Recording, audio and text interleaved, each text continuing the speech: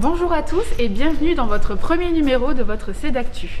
Au programme, retour sur la gestion des arbres malades aux abords des écoles, zoom sur les principaux événements de ce dernier mois.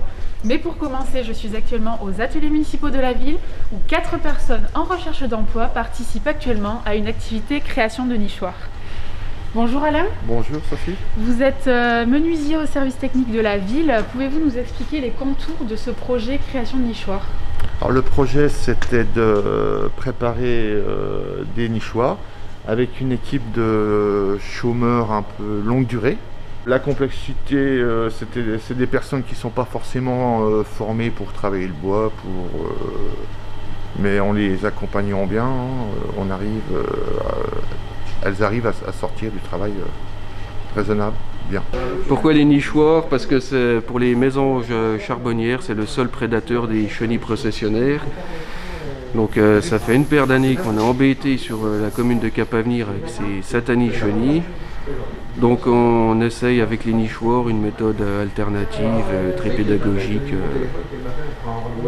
pour essayer de lutter contre les chenilles. C'est pas le produit miracle, mais ça y contribue pas mal. Ça mange une centaine de chenilles par jour. Ça fait 4 ans qu'on utilise les nichoirs sur la commune de Cap-Avenir. On les nettoie tous les ans, il faut les nettoyer tous les ans au mois de janvier. L'année dernière, on a eu 95% d'occupation des nichoirs.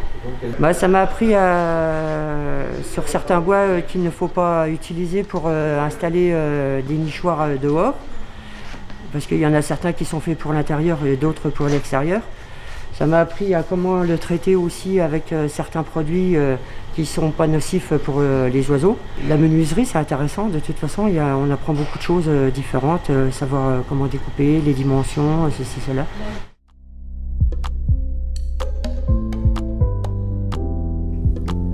À l'issue d'une opération de diagnostic du patrimoine arboré ayant eu lieu durant le mois de janvier, 3 arbres se sont révélés être malades, dont un à Boussière et 2 à Goypré. Devenus dangereux, car atteints d'un champignon lignivore, mais également en raison de leur vieillissement et des tailles successives, ils présentaient un risque de chute important. Les 3 arbres ont pu être abattus par les services techniques de la ville durant la période des vacances scolaires. Avec Carole Dufour, qui est conseillère environnement, et bien sûr avec l'aval du maire, on a voulu faire un diagnostic des arbres, tout un diagnostic sur les arbres dangereux, sur la ville de Taon, Oncourt et Girmont.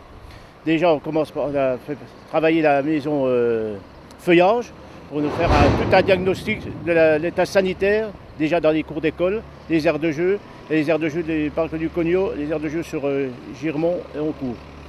Pourquoi on fait ça? Parce que pour sécuriser, on a des arbres qui ont été taillés en tête de chat précédemment, des anciens taillaient ça, élaguaient. On s'est aperçu qu'à la longue, au fil des années, les arbres avaient des creux, des entrées aux maladies et tout ça. Et sur les tilleuls, surtout, ce que vous avez derrière moi, on a des tilleuls creux sur les cours d'école, parc de la Rotonde, tout ça. On voit que sur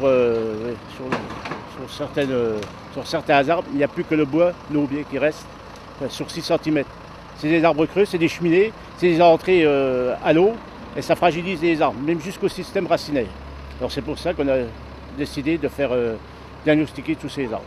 Il y a des arbres qui peuvent tenir encore 2-3 ans, mais avec des élagages, des petits élagages, et enlever le bois mort, déjà pour sécuriser.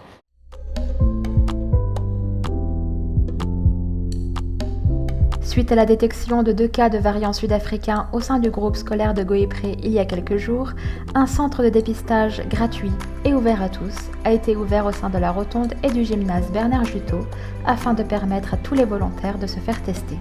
Sur les 148 tests effectués au centre de dépistage situé à la Rotonde, aucun n'est apparu positif.